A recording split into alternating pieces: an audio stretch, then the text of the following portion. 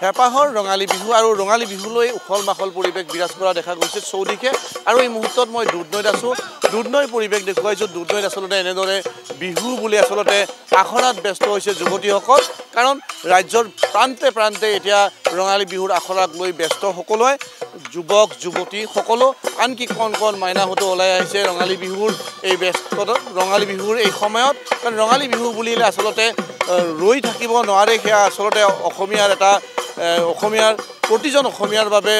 বিহু বুলি কৰিলে আচলতে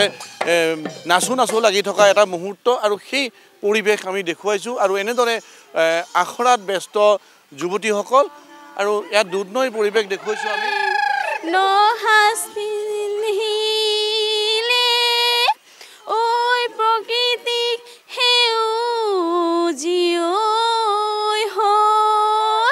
কথা পাতিবলৈ চেষ্টা কৰিম যিহেতু ৰঙালী বিহু বুলি ক'লে আচলতে সকলোৰে গা হাতখন আঠখন লাগে কোনো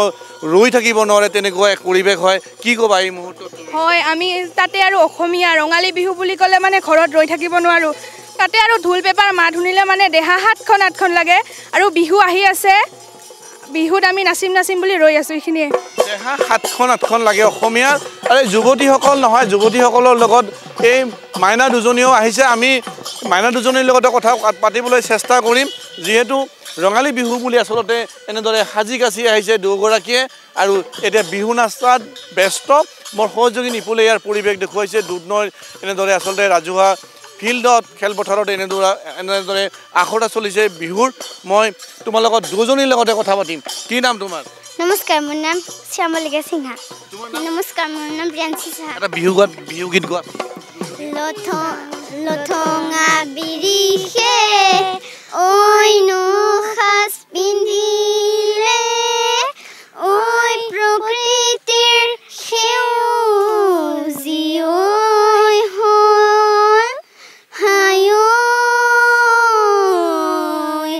যেন পাখি মেলি ঐ বৰদৈ চিলাহিছে ঐ মোৰে মন উতলা ধুনীয়াকৈ সাজি কাচি আহিছে কোনে পিন্ধাইছে তোমাক মোৰ মা পিন্ধাইছে তোমাৰ মোৰো মা পিন্ধাইছে কেনেকুৱা লাগিছে বিহু নাচি ভাল লাগিছে নাচিবা এইবাৰ ন হয় এয়া আচলতে ৰঙালী বিহু আৰু ৰঙালী বিহু বুলি এনেকৈ আমি দেখুৱাইছোঁ যুৱতীসকলৰ লগত কণ কণ মাইনাহঁতো আহিছে আৰু এনেদৰে আহি আখৰাত ব্যস্ত হৈ পৰিছে এয়াই আচলতে অসমীয়াৰ হেঁপাহৰ ৰঙালী বিহু বিহু বুলিলে আচলতে সকলোৰে গা সাতখন আঠখন আৰু তাৰেই যেনে উদাহৰণ এনেদৰে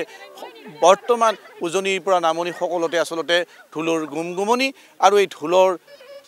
ঢুলীয়াৰ চেৱত